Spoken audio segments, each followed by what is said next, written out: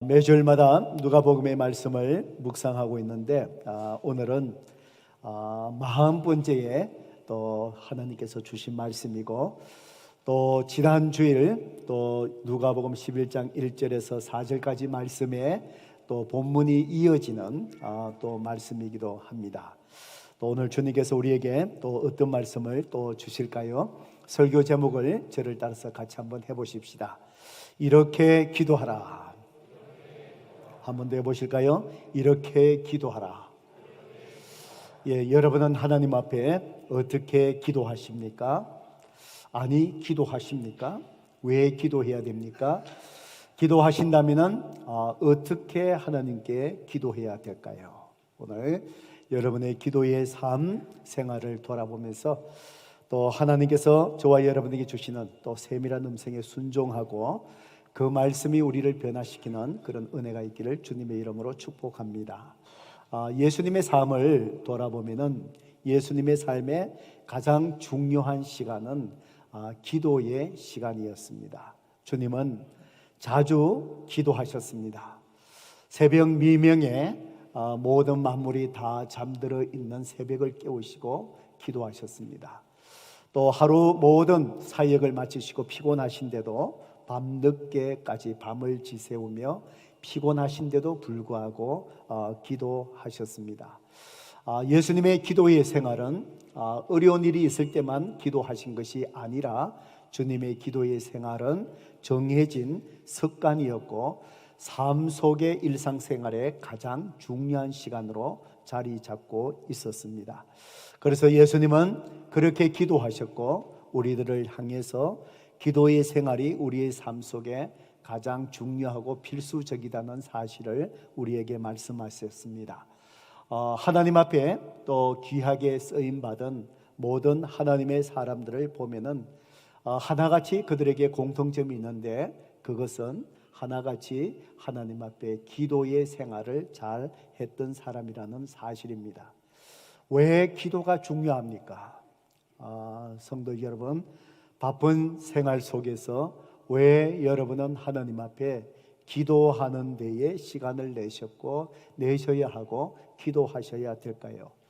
지난주에 여러분과 같이 나눈 말씀 중에서 기도는 하나님과 연결된 영적인 탯줄과 같기 때문이다 라고 지난주에 말씀을 나누었습니다. 어머니가 뱃속의 아이를 잉태하면은 생명이 잉태하자마자 어머니와 탯줄로 연결이 됩니다. 그래야 이 생명이 살 수 있습니다. 그래야 탯줄로서 또 호흡을 하게 됩니다. 어머니에게 탯줄을 통해서 영양분을 공급받습니다. 어머니와 소통합니다. 또 어머니의 마음을 헤아립니다. 그래서 태아 교육이 중요하다 그러면서 우리 어머니들 임신하시고 좋은 음악도 들으시려고 하시지 않습니까? 이 아이가 어머니가 음악을 들으면서 느끼는 정서적인 것을 어떻게 이 아이가 느낄까요? 어머니와 연결된 탯줄을 통해서 느낀다는 것입니다. 탯줄을 통하여 어머니와 소통합니다. 이것처럼 성도 여러분, 우리가 기도한다는 것은 하나님과 우리가 영적인 탯줄로 하나님과 연결되어지는 것입니다. 그렇기 때문에 성도들은 기도를 하면서 영적인 호흡을 합니다. 기도를 하면서 하나님의 마음을 알고 하나님을 느낍니다. 하나님과 소통하며 대화합니다. 기도를 통해서 능력의 원천 되시는 하나님께서 우리에게 오늘 하루를 살아갈 필요한 힘을 공급해 주십니다. 능력을 더입혀 주십니다. 영적인 탯줄 기도의 생활을 통해서 하나님은 그렇게 우리를 돌보십니다. 그렇기 때문에 기도하지 않는 그리스도인들, 하나님과 영적으로 또 연결되어 있지 않기 때문에 하나님과 관계없이 자기 스스로 살아가다 보니 무기력하게 살아갑니다. 그렇지만 부족하지만 하나님 앞에 늘 기도하며 영적인 탯줄로 하나님과 잘 연결된 사람, 참 부족하지만 모든 것을 감당합니다. 어려움이 있어도 하나님께서 감당할 수 있는 힘을 주셔서 어렵지 않게 또 그 어려움을 이겨나갑니다. 내 삶 속에 기쁨을 줄 수 있는 환경이 있다 할지라도, 있지 않다 할지라도 기도의 생활 통해서 하나님과 잘 연결된 사람은 그럼에도 불구하고 기뻐하는 것을 우리가 보게 됩니다. 예수님의 이러한 기도 생활을 매일같이 지켜보면서 제자들은 정말 예수님처럼 그렇게 기도하고 싶고 예수님처럼 기도하면서 하나님의 능력의 원천을 받아서 그렇게 모든 사역을 기적적으로 감당해 가는 그 삶을 이 제자들은 살고 싶었습니다. 기도에 목이 말랐습니다. 그래서 지난주에 우리가 말씀을 나눈 것처럼 1절 말씀에처럼 제자들은 기도하시는 주님을 보고 그 기도의 목마름을 느껴서 주님, 우리에게도 주님처럼 기도하는 것을 가르쳐 주세요 라고 그렇게 요청했던 것입니다. 성도 여러분, 오늘 저와 여러분에게 정말 기도하고 싶은 영적인 목마름이 여러분의 내면 속에 일어나기를 주님의 이름으로 축복합니다. 정말 기도하면서 여러분이 기도하고 싶고 정말 기도하는 그 시간이 즐거운 시간이 되기를 바랍니다. 바쁜 생활 속에서 기도하는 시간이 여러분 삶 속에 제일 중요한 시간이 되고 또 하나님 앞에 기도함을 통해서 능력의 원천 되신 하나님께서 힘을 주시고 또 모든 일을 이루어 가시고 응답해 주시는 하나님의 무한한 영적인 세계를 현실 속에서 매일 속에 경험하는 그런 은혜를 저와 여러분이 누려갈 수 있기를 바랍니다. 여러분, 레이건 대통령, 미국의 전 대통령이 이분은 기도를 많이 하셨던 대통령 중에 한 분이라고 얘기합니다. 그래서 정치적인 모임을 할 때마다 기도에 관한 유머를 가장 많이 하신 분이 레이건 대통령이셨습니다. 그분의 기도에 대한 유머 중에 유명한 유머 아마 여러분이 아실 겁니다. 이런 유머가 있습니다. 어떤 농부가 숲속에 걸어가는 데에 갑자기 곰을 만나게 되었습니다. 곰이 으르렁거리면서 농부를 해치려고 달려듭니다. 그래서 농부가 다급해서 그 자리에 무릎을 꿇고 하나님 앞에 간절히 기도했답니다. 하나님, 이 곰의 마음을 순하게 변화시켜 주세요. 간절히 하나님 앞에 기도하고 두려움 속에서 눈을 살며시 떴는데 가만히 보니까 곰이 자기 앞에서 무릎을 꿇고 기도하고 있더랍니다. 그래서 아주 감동을 했습니다. 하나님께서 내 기도를 이렇게 빨리 응답하시더니 정말 곰의 마음을 부드럽게 하셔서 이 곰이 감동이 되어서 이렇게 하나님 앞에 기도하고 있구나. 그래서 마음이 참 기뻤습니다. 그때 곰도 기도를 마치고 눈을 뜨고는 그 농부를 그악한 표정으로 바라보면서 이렇게 말했답니다. 당신이 지금 무슨 기도를 했는지 나는 전혀 모른다. 그렇지만 나는 다만 음식을 앞에 놓고 감사 기도했을 뿐이다. 곰이 이렇게 말했답니다. 물론 농담이고 조크입니다. 그런데 그 조크 속에 우리에게 또 시사하는 의미가 있습니다. 사람들은 하나님 앞에 기도한다라고 얘기하지만 그 기도의 내용을 보면은 모든 기도의 제목들이 구하는 것이 자기 중심적으로 자기가 소원하는 것을 잘못 기도하는 그 모습을 풍자한 유머가 아닐까 싶습니다. 그래서 우리에게 기도를 가르쳐 주세요 라는 제자들의 요청에 지난주 본문 11장 1절에서 4절까지 말씀을 통해서 예수님께서 소위 주기도문, 주님이 가르쳐 주신 기도, 바로 주기도문을 가르쳐 주시면서 이렇게 기도하라라고 말씀하셨습니다. 바로 주기도문은 우리가 하나님 앞에 기도할 때에 이렇게 정말 곰처럼 자기의 소원만을 구하는 것이 아니라 하나님 앞에 기도할 때는 이런 내용으로 기도해야 된다라는 정말 모범이 되는 주님의 그 기도를 우리에게 가르쳐 주신 것입니다. 지난 주일에 6가지 단계를 여러분에게 말씀드렸습니다. 그래서 여러분이 새벽이나 또 금요 성경 예배에 여러분 따로 시간을 내셔서 오셔서 주기도문을 이렇게 외우시면서 하늘에 계신 우리 아버지, 그죠? 그럴 때에 어떻게 기도하라고요? 하나님의 그분의 이름을 찬양하고 그분이 나에게 행하신 것을 기억하고 감사 기도를 드려라. 이렇게 6가지 단계, 지난주 설교 노트 보시면 되지요. 그걸 보시면서 여러분이 하루하루 기도 시간에 그렇게 기도하십시오. 하루를 하고 이틀을 하고 3일을 하고, 그러면은 여러분이 하나님 앞에 정말 기쁨이 되는 그런 기도를 드릴 수 있을 것입니다. 그래서 지난주일에 주님께서 우리가 기도를 드려야 될 내용에 대해서 잘 말씀해 주셨고, 오늘 이어지는 이 본문의 말씀은 이제 기도하는 저와 여러분이 어떤 마음의 자세로 하나님 앞에 기도해야 될 것인가, 기도하는 자의 태도에 대해서 주님은 오늘 우리에게 이렇게 기도하라 라고 하시면서 가르쳐 주셨습니다. 오늘 이 본문의 말씀을 쭉 묵상해 보면 주님께서 우리에게 적어도 2가지의 마음의 태도로 하나님 앞에 바르게 응답하시는 그 기도를 드려야 된다라고 말씀합니다. 그것이 무엇일까요? 첫 번째로 5절에서 8절까지의 말씀을 통해서 주님은 말씀하시기를, 우리가 기도할 때마다 그저 습관적으로 근성으로 기도하지 말고 기도하는 자는 반드시 간절한 마음으로 기도해야 된다라고 주님께서 우리에게 말씀합니다.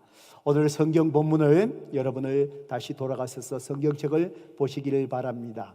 5절과 6절을 봅니다. 이제 예수님께서 이 간절함으로 기도하는 것을 가르치기 위해서 한 비유의 이야기를 제자들에게 들려주십니다. 5절입니다. 또 이르시되 너희 중에 누가 벗이 있는데 밤중에 그에게 가서 말하기를, 벗이여 떡 3덩이를 내게 구워 달라. 내 벗이 여행 중에 내게 왔으나 내가 먹일 것이 없노라 하면, 이렇게 기록되어 있습니다. 한밤중에 주님이 비유로 이야기를 합니다. 어떤 집에 손님이 방문을 했습니다. 성도 여러분, 집에 예고도 없이 손님이 찾아오시면은 불쾌하지요? 예, 불편하지요? 그런데 이 손님은 예고도 없이 찾아왔지만 그것도 한밤중에, 뒤에 말씀을 쭉 이렇게 비유를 읽어보면은 모든 식구들이 잠이 들고 문을 잠그고 잠이 든 한밤중에 왔습니다. 한밤중에 오면은 그 주인 입장에서는 아무래도 잠이 깨어나고 또 이렇게 불편함이 있습니다. 지금 우리의 입장에서 생각하면은, 아이고 그 손님도 참 무례하다, 어떻게 그렇게 올 수 있나. 여러분, 그 당시로 돌아가 보면은 그 당시에는 숙박시설이 거의 없습니다. 요즘은 뭐 어디 가서 잠잘 수 있는 여러 가지들이 많이 방법이 있지 않습니까? 그 당시는 어떤 집에 가서 신세를 지어야 됩니다. 그래서 성경에 보면은 나그네를 잘 대접하라 라고 말씀하신 이유가 그 당시의 상황 속에 있습니다. 그리고 한밤중에 손님이 자주 찾아올 수밖에 없는 것이, 팔레스타인 그 땅은 낮으로는요 굉장히 덥습니다. 밤으로는요 추워지고 기온차가 심합니다. 그래서 한 뜨거운 한낮에 먼 길을 걸어갈 수가 없습니다. 그래서 여행자들이 해가 지기 시작하고 기온이 좀 떨어지기 시작하는 그 오후 늦은 시간에 이제 먼 길을 좀 선선하고 할 때 많이 가려고 이렇게 밤늦게까지 길을 가게 된다는 것이지요. 그러니까 이 당시에 밤늦게 한밤중에 손님이 찾아온 것은 그 당시의 사람들에게 있어서는 그렇게 돌발적인 돌출한 그런 행동은 아닌 것 같습니다. 항상 늦게 손님은 찾아오게 되는 것이지요. 그런데 이 한밤중에 손님이 찾아왔는데 주인이 참 난감했습니다. 먼 길을 걸어왔을 것이고 여행자가 먹는 것도 제대로 못 먹었을 것인데, 이 따뜻하게 이게 저녁 식사를 한밤중이지만 좀 드시게 드려야 되는데 그날따라 그 드릴 만한 음식이 하나도 없는 거예요. 예, 그래서 어떻게 합니까? 이 여행자가 배가 고파서 그냥 주무실 수 없는데, 여러분 어떻습니까? 배가 고프면은 잠이 옵니까? 예, 잠이 안 와요. 잠이 안 옵니다. 저도 어제 지역 목장 모임이 있어갖고 저녁에 일찍 간단하게 먹고 났는데 12시가 넘었는데 이 배가 고픈 거예요. 잠이 안 오는 거예요. 도저히 잠이 안 와서 뭘 하다 입을 다시 해야 되지. 일어났다가 또 이러면 안 되지. 김정석 목사님 금요일날 설교하는데 탄수화물 끊었다는데 나도 이렇게 하면 안 되지. 그리고는 다시 또 돌아가서 잠자리에 들어가고, 이가 배가 고프면 이 잠이 안 오잖아요. 손님 접대해야 되잖아요. 그래서 이 주인이 할 수 없이 옆집에 친구 집을 찾아갑니다. 문을 두드립니다. 두드리지요. 친구들이 이제 그 집에서 잠이 듭니다. 참 잠이 들었을 거예요. 내가 손님이 오셨는데 내가 먹을 것이 없다. 친구여, 떡 3덩이 빌려주셔요. 이 떡 3덩이 빌려는 거예요. 이 떡 3덩이가 그 당시 한 사람이 또 하루 끼니로 먹을 수 있는 그 양이 떡 3덩이랍니다. 좀 빌려달라. 자, 7절의 말씀 볼까요? 그가 안에서 대답하여 이르되 나를 괴롭게 하지 말라. 문이 이미 닫혔고 아이들이 나와 함께 침실에 누웠으니 일어나 내게 줄 수 없노라 하겠느냐. 예수님께서 이 이야기 속에 반문을 합니다. 이 손님이 왔을 때 정말 이 요구에 응해주지 못할 충분한 이유가 2가지가 있습니다. 첫째 이유가 바로 뭐냐? 이미 문을 잠궜습니다. 예, 빗장을 걸었습니다. 빗장을 걸었는데 어두운 가운데 일어나서 빗장을 다시 열어야 되지요. 그리고 또 하나는 큰 문제가 바로 뭐냐? 아마 이 팔레스타인의 어느 한 농가의 집을 배경으로 하는 것 같습니다. 팔레스타인 한 농가의 집은요, 한 방에서, 한 룸에서 모든 식구가 다 잡니다. 예, 다 자지요. 한 식구가, 내 가족이 거기서 다 자지요. 그러면은 일어나면 어떻습니까? 이 한 가장만 잠이 깨는 게 아니라 모든 식구가 다 잠이 깨는 거예요. 아마 여러분 어떻습니까? 여러분은 어떻게 했습니까? 한번 두드리면은, 예, 친구가 뭐 소리 지르겠죠. 친구야, 내가 손님 와서 그러니까 친구여, 좀 떡 3덩이 좀 빌리러 왔는데 문 좀 열어주시게. 처음에는 어떻게 할까요? 아마 제 같으면은 아마 모른 척하고 그냥 이렇게 누웠을 겁니다. 그런데 계속 두드려요. 계속 두드려요. 계속 두드립니다. 예, 그러다가 이러다가 안 되겠구나. 그런데 그 당시에 사람들이 그냥 모른 척하고 그냥 자버리면 어떻게 갈 거예요? 나그네를 다 대접 잘 해야 되는데 지난밤에 문을 두드렸는데도 이 문을 열어주지 않았다. 이 동네에 소문나잖아요. 저러다가 가버리면 괜찮은데 이걸 어떤 하나 참 힘들고 어렵지 않겠습니까? 그런데 주님이 말씀합니다. 이렇게 지금 한밤중에 식구들이 다 깨어나야 되고 이 불편하게 되고, 그렇다고 해서 문 두드리는, 손님 대접하기 위해서 문 두드리는 그 사람의 요구에 응답하지 않겠느냐 반문합니다. 그러면서 주님이 말씀합니다. 18절의 말씀, 11장 8절의 말씀 같이 읽어볼까요? 시작. 내가 너희에게 말하노니 비록 벗됨으로 인하여 일어나서 주지 아니할지라도 그 간청함을 인하여 일어나 그 요구대로 주리라. 이렇게 얘기합니다. 여러분, 예수님이 지금 비유로 설명하고자 하는 것은 무엇에 대해서 지금 가르치시려고 하시는 것이지요? 기도하는 저와 여러분이 하나님 앞에 기도할 때 마음의 자세에 대해서 가르칩니다. 봐라, 그렇게 두드린다면 그 친구가 두드리는 소리를 듣고 일어나서 빵 3개 빌려달라는 것, 그 요구에 응답하는데 응답할 수밖에 없지 않겠느냐? 왜 응답하느냐? 친구이기 때문에 응답하지 않는다. 친구이기 때문에 그런 건 아니다. 친구이기 때문에, 그 관계 때문에 응답해 주는 것이 아니라 더 응답하는 중요한 이유가 뭐라고요? 그 간청함을 인하여 일어나 요구대로 주리라. 응답해 주지 않겠느냐?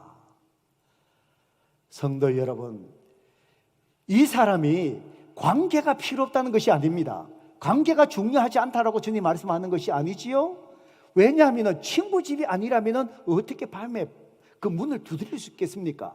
친구이니까, 그 관계가 있으니까 문을 두드리잖아요. 그런데 친구이니까 문을 두드리는데 그 친구가 응답해 주는 것은 단순히 친구이기 때문에 응답해 주는 것이 아니라 이 여행 온 사람을 먹여야 되니까 간절한 마음으로 한 번 두드려도 못 듣는 채 했는데 그래도 가지 않고 계속해서 여행자를 먹여야 되니까 간절한 마음으로 계속해서 두드리는 그 사람의 간절한 마음, 간청 때문에 요구를 들어주지 않느냐. 성도 여러분, 그 간청함의 의미가 뭔지 아십니까? 이 간청함의 이 단어, 원어의 이 단어의 의미가 뭐냐? 부끄러움을 무릅쓴다는 거예요. 체면을 다 접어버린다는 거예요.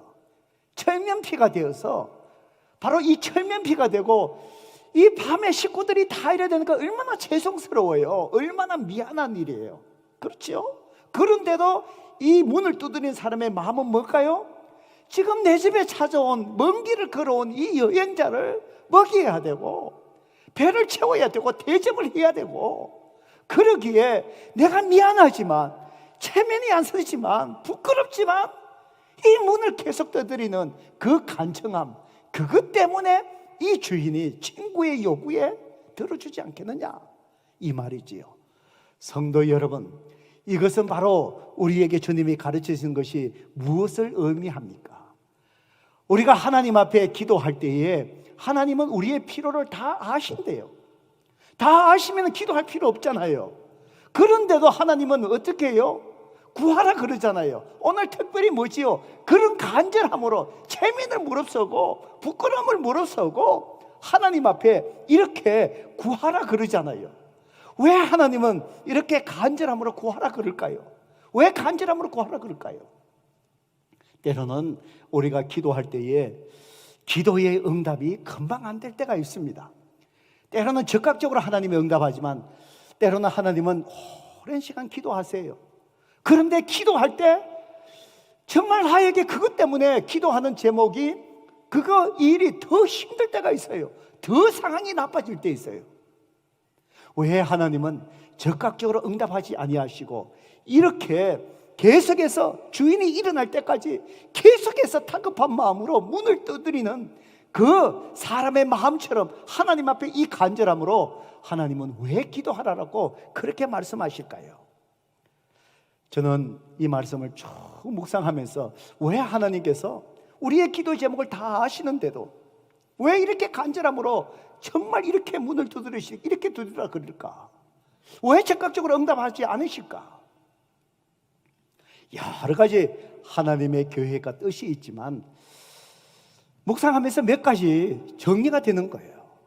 성도 여러분, 하나님이 즉각적으로 응답하지 않고 계속해서 간절함으로 구하게 만드시는 그 이유, 성도 여러분, 하나님의 때가 이르지 않았기 때문일 수 있습니다. 우리가 하나님 앞에 기도하면서 조급해하는 이유가 뭘까요? 내 시간 안에 이루어지기를 구하니까, 그러니까 조급해지는 거예요. 하나님이 우리에게 기도에 응답하는 그 시간은 우리의 시간이 아니라 하나님의 시간. 하나님은 그 응답하는 그 때가 언제가 가장 좋은지를 하나님은 아시지 않습니까? 그 때를 하나님은 기다리시는 것 같아요. 왜 하나님은 또 간절하게 기도하게 만드실까? 하나님께서는 기도하는 자가 하나님의 은혜가 얼마나 소중한지를 깨닫게 하시려고, 때로는 하나님은 우리에게 더 간절하게 기도할 수 있게끔 우리를 그렇게 만드시는 것 같아요. 우리 자녀를 키우시는 우리 부모님들 잘 한번 생각해 보세요. 여러분 자녀들 이렇게 바라볼 때마다 여러분 자녀에게 필요한 것들 여러분 아십니까? 모르십니까? 다 아시잖아요. 저 아이가 지금 뭐가 필요하고, 저 아이가 지금 전화기를 좋은 거 사줘야 될지, 전화기가 필요 없는지 여러분 다 아시잖아요. 저 아이가 자전거가 필요한지, 자전거가 필요 없는지 여러분 다 아시잖아요. 그런데 그 아이에게 아이의 필요성을 다 아는데, 정말 아이가 지금 자전거를 타야 될 그 나이고 지금 친구들처럼 타고 다녀야 되는 걸 아는데, 여러분 그 자전거 아이에 필요한 것을 언제 사주나요? 그냥 막 사줍니까? 아니잖아요. 아이가 정말 자전거를 타고 싶어 하고 자기가 자전거를 필요하다고 엄마 나 자전거 사주세요. 다른 친구들 사는데 나도 자전거 타고 싶어요. 자전거 사주세요. 이렇게 간절한 마음으로 타고 싶어서 조를 때에 그때 부모는 사주잖아요. 만약에 이 아이가 자전거 타고 싶은 생각도 없어, 아무 필요도 안 느껴, 간절한 마음도 없어, 다른 아이들 보니까 자전거 타니까 내 아이도 필요하겠네. 덜렁 자전거를 사줬어. 이 아이가 자전거 부모가 사준 거 소중함을 알까요? 감사함을 알까요? 은혜를 알까요? 모르잖아요. 그렇게 전화도 타지 않고 그냥 그러하지 않아. 그냥 처박아 놓고 계속 있을 거 아니에요? 하나님은 때로 우리를 간절하게 기도하시는 것은 정말 하나님께서 응답해 주셨을 때 그 은혜를 소중히 깨닫게 하시고 그걸 느끼게 하시려고 하나님은 그렇게 하신다는 것입니다. 때로는 하나님께서 우리를 간절하게 기도하게 하시고 하시는 이유가 뭔지 아세요? 성도 여러분, 하나님은 그것을 응답하시기 전에 기도하는 우리를 먼저 하나님께서 변화시키시는 것 같아요. 우리를 바꾸시는 것 같아요. 사무엘상 여러분 1장에 보면은 한나가 하나님 앞에 간절히 기도한 모습이 기록되어 있습니다. 여러분 아신 것처럼 한나의 고통 속에 아픔이 뭐였습니까? 자식이 없는 것이었습니다.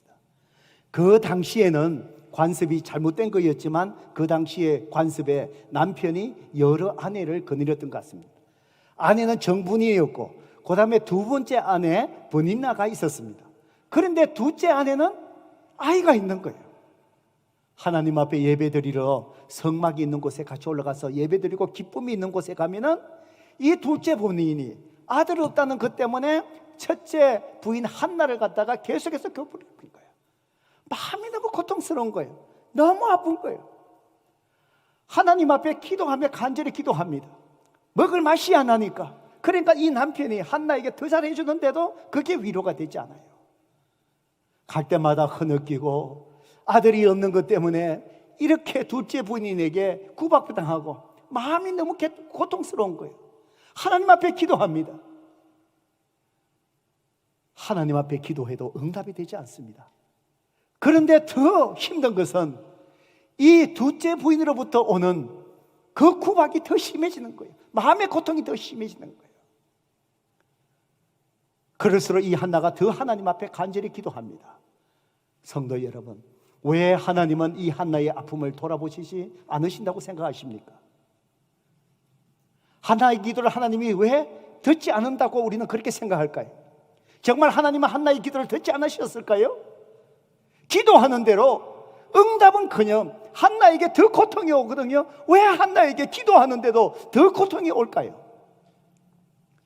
사무엘상 1장 10절, 11절, 19절에 보면은 그 이유가 잘 기록이 되었습니다.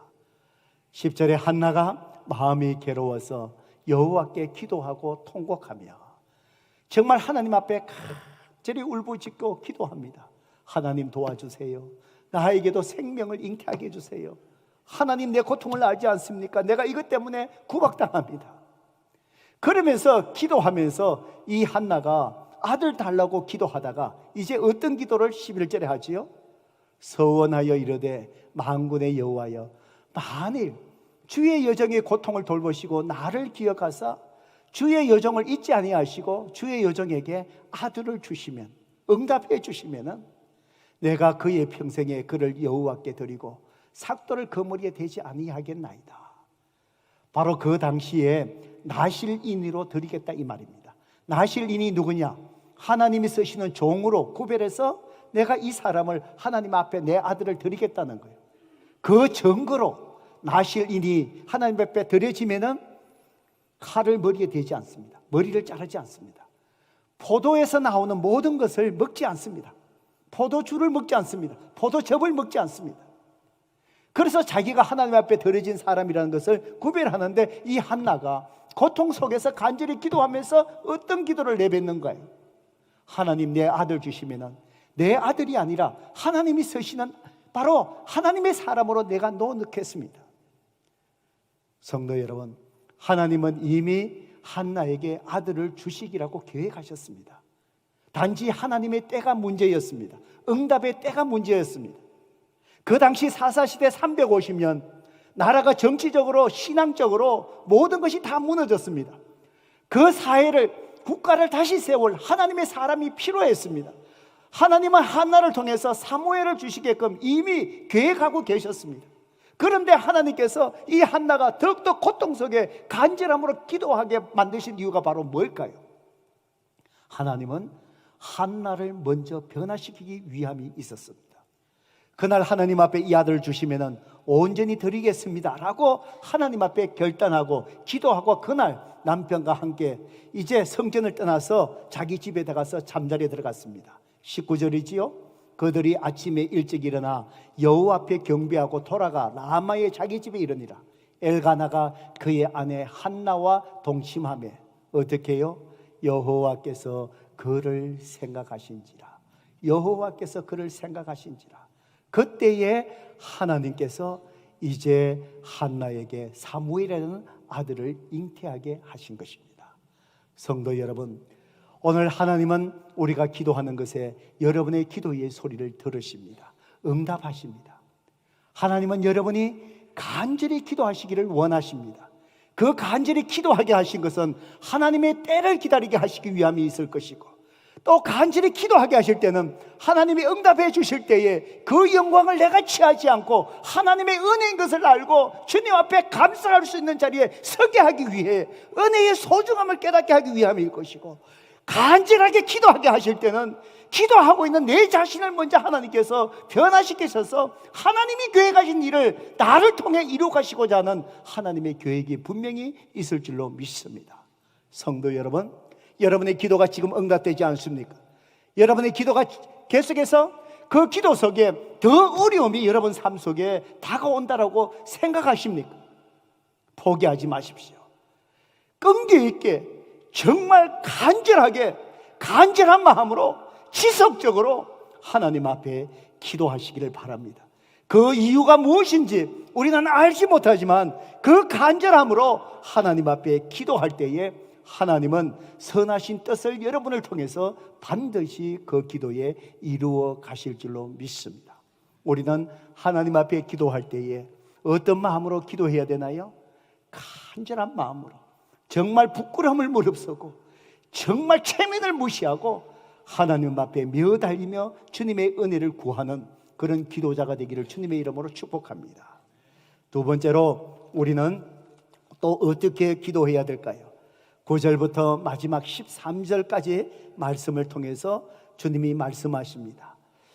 기도할 때에 하나님이 반드시 응답해 주실 것인데, 더 좋은 것, 내가 기도하는 것보다도 하나님은 더 좋은 것으로 반드시 응답해 주실 것, 그것을 확신하며 주님은 기도해야 된다라고 말씀합니다. 여러분 9절과 10절의 말씀 볼까요? 우리가 잘 아는 말씀이지요. 내가 또 너희에게 이르노니 구하라 그러면 너희에게 주실 것이요, 찾아라 그러면 찾아낼 것이요, 문을 두드리라 그러면 너희에게 열릴 것이니 구하는 이마다 받을 것이요, 찾는 이는 찾아낼 것이요, 두드리는 이에게는 열릴 것이니라. 성도 여러분, 주님은 구하라 그럽니다. 찾아라 그럽니다. 또 두드리라 그럽니다. 많은 성경 신학자들은 이 세 가지 의미를 또 다른 의미에서 자꾸 찾아내고 또 해석하는 것, 물론 그 의미도 다 맞는 것 같습니다. 그러나 간단하게 이 말씀을 보면은 두드리라, 구하라, 찾아라, 두드리라, 이것은 세 가지 다른 표현으로 주님이 한 가지를 강조하신 표현이에요. 무슨 얘기지요? 기도하라는 겁니다. 기도하라는 거예요. 기도하라는 것을 강조하면서 세 가지로 다르게 표현하는 것이죠. 그래서 기도해라, 구하면은 얻을 것이고 주실 것이고, 또 찾으면 찾아낼 것이고, 두드리라 그러면은 열린다. 이 말은 한마디로 얘기하면 뭐지요? 구해라, 구하면 하나님 주님이 어떻게 하신다고요? 응답된다는 거예요. 응답된다는 거예요. 성도 여러분, 주님 앞에 여러분이 기도하는 것이 무엇이라 할지라도 그대로 응답되신 것을 믿으시면 아멘 하십시오. 정말 믿으십니까? 정말 믿으십니까? 기도할 수밖에 없습니다. 기도할 수밖에 없습니다. 정말 여러분이 믿으신다면 기도하셔야 됩니다. 그런데 이 말씀 속에 여러분이 정말 관찰해야 될 것이 중요한 포인트가 바로 뭡니까? 구하라, 찾아라, 두드리라. 여기에 구하고 찾고 두드리는 실체는 누구지요? 너희는 바로 제자들, 저와 여러분을 얘기합니다. 기도하는 주체는 누구예요? 여러분입니다. 저와 여러분입니다. 기도하라. 그러면은 바로 받을 것이고 찾게 될 것이고 열릴 것이고, 그것의 주체는 누구지요? 받게 되고 찾게 되고 열리게 되고 열게 되는 주체는 누굴까요? 그것은 성도 여러분, 내가 아니에요. 그 주체는 누굴까요? 하나님이세요. 성도 여러분, 내가 하나님 앞에 구하면은 내가 받아야 될 것이 있다면은 하나님이 그것을 얻게 해 주실 것이고, 또 내가 찾아야 될 것이 있으면은 구하면은 어떻게 해요? 하나님이 나를 통해서 찾게 만들어 주실 것이고, 내 인생에 열려져야 될 문이 있다면은, 닫혀진 문이 있다면은 구하면은 어떻게 해요? 하나님이 내가 아니라 열어 주신다는 것이에요. 믿으십니까? 하나님은 구하라, 반드시 응답하신다. 주님은 이것을 얘기하면서 우리에게 또 더 격려의 말씀을 주십니다. 11절 12절이죠 11절 12절 우리 성경을 같이 한번 읽어볼까요? 읽어봅니다. 시작. 너희 중에 아버지 된 자로서 누가 아들이 생선을 달라 하는데 생선 대신에 뱀을 주며 알을 달라 하는데 정갈을 주겠느냐? 여러분, 이제 주님께서 얘기합니다. 봐라, 세상의 아버지를 봐라. 우리의 기도를 받으시는 하나님이 누구신가? 하늘에 계신 우리 아버지, 너희 아버지 아니냐? 세상의 아버지를 봐라. 생선을 달라는데 뱀을 줄 아버지가 있느냐? 요즘 세상 그런 아버지 많이 있습니다. 신문에 보니까. 그리고 알을 달라는데 정갈을 주는 아버지가 있느냐? 세상의 악한 아버지라도 자기 자식에게 좋은 거 주지 않겠느냐? 이 얘기지요. 그러면서 주님이 13절 얘기하십니다. 같이 읽어볼까요? 읽어봅니다. 시작.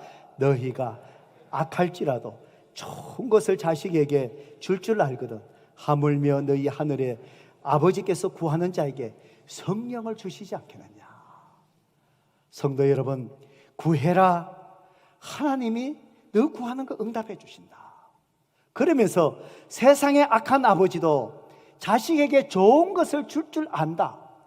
하늘에 계신 너희 아버지가 너희가 구하면은 더 좋은 거 주신데 뭐예요? 구하는 자에게 뭘 주시지 않겠느냐? 성령을 주시지 않겠느냐? 성도 여러분, 이 말씀의 의미가 바로 무엇일까요? 성령님을 주시지 않을까? 성령님은 모든 좋은 것의 원천이 되십니다. 성령님은 모든 좋은 것에 뭐가 된다고요? 원천이 되셔요. 성도 여러분, 여러분은 예수님을 구세주로, 여러분의 주인으로 예수님을 모셔 영접하셨습니까? 영접하셨습니까? 예수님을 구세주로, 주인으로 영접하셨으면 아멘 하십시오. 그러면은 여러분 안에 누가 계십니까? 이미 성령님이 계셔요. 이 성령님이 모든 좋은 것의 원천이세요. 성령님이 여러분과 함께 하세요.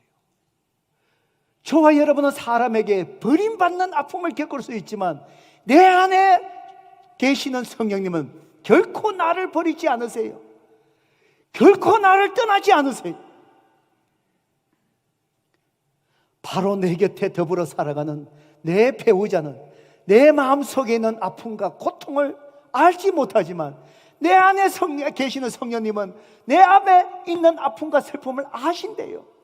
고통을 아신대요. 내 눈가에 고인 눈물을 내 옆에 있는 내 가족, 내 자녀는 알지 못해도 내 눈가에 고여 있는 눈물을 성령님은 아신대요. 내 자녀들은 부모의 아픔을 알지 못한 채 그저 뛰어다니지만 성령님은 내 마음의 아픔을 아시고 위로해 주시는 분이세요. 나에게 힘주시는 분이세요. 내가 고통당할 때 사람들은 내 곁을 다 떠나갈 수 있지만 주님은 내 곁에 서서 네가 다시 할 수 있다. 내가 너를 다시 힘주겠다. 다시 일어나거라. 누구야? 주님은 나를 이렇게 위로하시고 가르치시고 나를 인도하시는 것. 우리에게 가장 좋은 것은 이 세상에 어떤 것이 아니라 바로 우리에게 주신 성령님이신 줄로 믿습니다. 바로 주님께서 기도를 가리키면서 봐라, 세상의 이 아버지들도, 악한 아버지도 자식에게 좋은 것을 줄 줄 아는데, 하늘에 계신 너희 아버지가, 선하신 하나님 아버지가, 너희를 사랑하신 아버지가 너희에게 가장 좋은 것, 바로 성령님을 주시지 않겠느냐?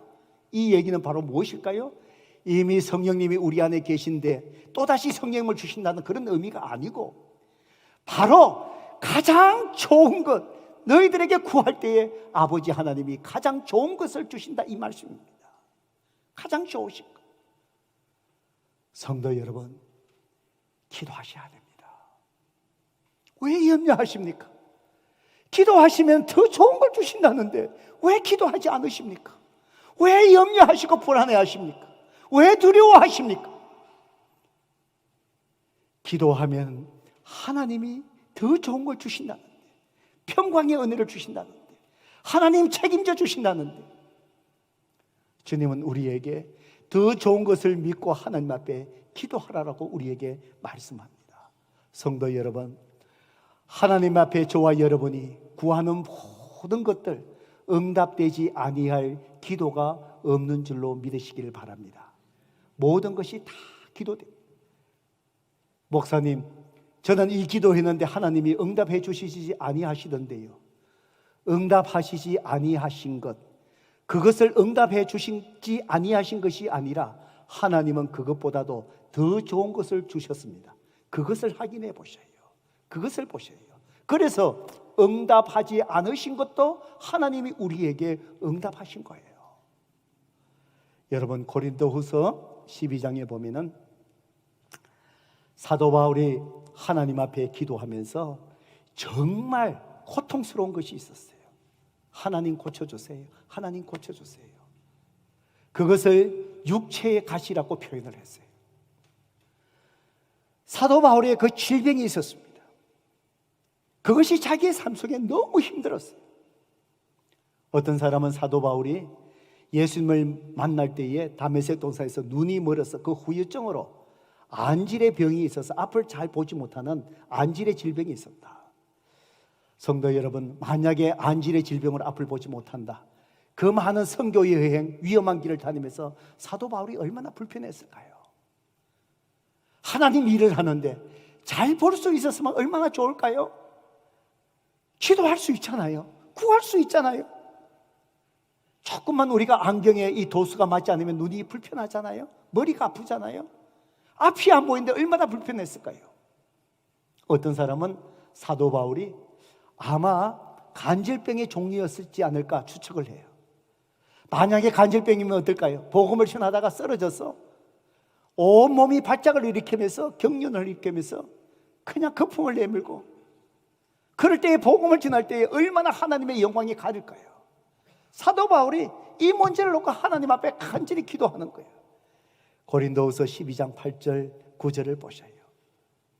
이것이 내게 떠나가게 하기 위하여 내가 3번 죽게 간구하였더니, 정말 사도 바울은요, 숫자적으로 정말 3번이었다면 정말 간절하게 구했을 거예요. 하나님 고쳐주세요. 아마 고쳐주세요. 이것 때문에 제가 너무 힘듭니다. 이것 때문에 복음 전하는데 방해가 됩니다.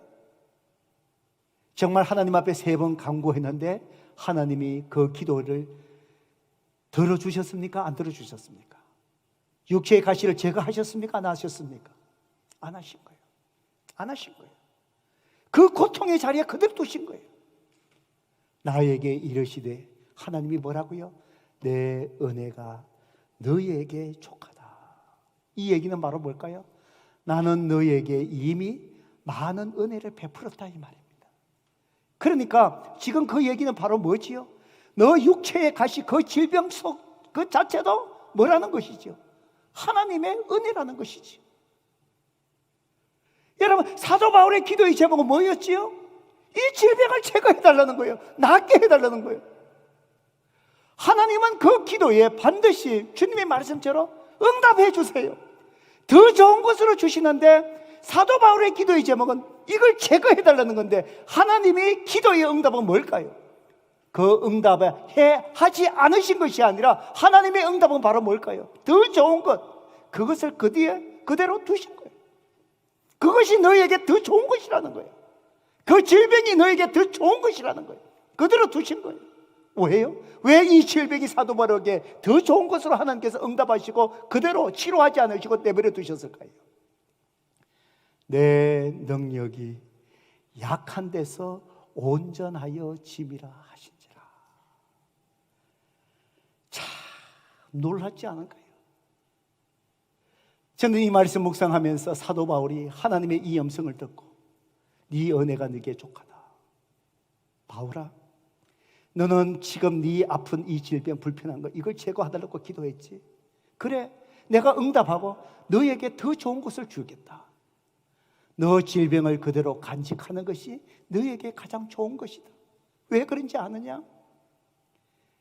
네가 이것 때문에 하나님 앞에 내 앞에 더 겸손하고 나를 매일같이 의뢰할 수밖에 없고 이 연약한 가운데서 내가 너에게 능력을 더하며 주심을 통해서 너가 위대한 삶을 내 앞에서 살아가게 내가 해주지 않느냐. 아마 사도 바울이 이 하나님의 음성을 듣고 통곡을 했을 것 같아요.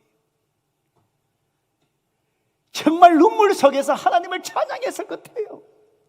하나님, 내 질병의 의미를 이제야 깨달았습니다. 나는 이 질병이 그저 나에게 고통스러운 것만 그렇게 하고 하나님 앞에 불평했는데 하나님, 이것이 오히려 나에게 주신 은혜의 도구였다고요. 이것 때문에 하나님 나에게 여자 가운데 하나님을 더 의지하며 내가 하나님 앞에 더 놀랍게 쓰임받을 수 있는 것이 이것 때문이었군요. 사도 바울의 고통 속에 불평이 사라졌을 것 같아요. 연약한 속에 하나님 그렇습니다. 주님 도와주셔야 합니다. 내가 앞을 볼 수 있어야 됩니다. 간질병 같은 뭐야? 하나님 말씀 전할 때 내가 쓰러지면 안 됩니다. 주님 지켜주셔야 됩니다. 그 연약한 가운데 사도 바울을 통해서 하나님의 능력이 팍 드러나기 시작합니다. 성도 여러분, 하나님은 저와 여러분의 기도에 반드시 응답하실 줄로 믿습니다. 간절히 기도하세요. 간절히 기도하세요. 포기하지 마세요. 하나님은 더 좋은 것을 반드시 주실 줄로 믿습니다. 그것이 아니라도 하나님은 더 좋은 것을 반드시 주신다 그래요. 요즘 새벽 기도에 많은 성도님들, 이전보다도 많은 분들이 오셔요. 참 마음이 흐뭇해요. 매일같이 나와서 새벽 제단 쌓는 분들 많이 생겨서 정말 얼마나 감사한지 몰라요. 또 어떤 분들은 일주일을 계속 못 나오니까, 4일을 계속 못 나오니까 어떤 한 날을 택하셔서 나오신 분들이 계셔요. 여러분, 어디에서 기도해도 하나님께서 우리의 기도를 다 받으시잖아요. 그런데 왜 새벽 기도에 더 은혜가 있고 새벽이 중요합니까? 만물이 다 잠들어 있는 그 새벽을 깨우는 하나님 전을 향하는 우리의 간절한 마음을 하나님이 기쁘게 받으시기 때문입니다. 간절함이에요. 이 새벽 더 잠자고 싶은 시간, 내가 일어나면 내 직장에 힘들게 일해야 되는 그 고통을 감수하고라도 주님 앞에 나와서 내가 기도하고자 하는 주님을 향한 그 간절함. 금요 성령 예배 성도 여러분들, 아직도 금요 성령 예배가 어떤지 모르십니까? 나와보셔요. 요즘 많은 분들이 나오셔요. 하나님께서 기도의 부흥을 우리 교회 가운데 불을 지펴 가신다라고 저는 믿어요. 이걸 위해서 많은 사람들이, 우리 교회 기도의 부흥을 위해서 많은 사람들이 구석구석에서 보이지 않는 곳에서 기도하셔요. 하나님이 일하시는 것 같아요. 금요 성령 예배 찬양이 뜨겁습니다. 마음껏 찬양하시고 하나님의 이름을 높이시고 그리고 기도하세요. 그 시간이 가장 피곤한 시간이에요. 가장 쉬고 싶은 시간이에요. 가장 집에 머물고 싶은 시간이에요. 그 자리에 일어나 피곤한 몸을 이끌고 주님 앞에 나와 찬양하고 기도하는 그 심령의 간절함을 하나님이 기쁘게 받으신 거예요. 하나님이 여러분 앞에 구하는 것, 더 좋은 거 주신대요. 염려하지 마세요. 걱정하지 마세요. 어떻게 할까? 궁리하지 마세요. 먼저 하나님 앞에 기도하세요. 나오세요. 새벽을 깨우세요. 금요일날 밤을 지새우세요. 바로 기도할 때 기도는 영적인 대출, 하나님의 좋은 자원으로 공급하시고 힘을 주시고 지혜를 주시고 감당케 하시고 날마다 하나님과 동행하며 그분을 경험하는 놀라운 은혜의 여정이 기도 가운데 여러분 가운데 있기를 주님의 이름으로 축복합니다.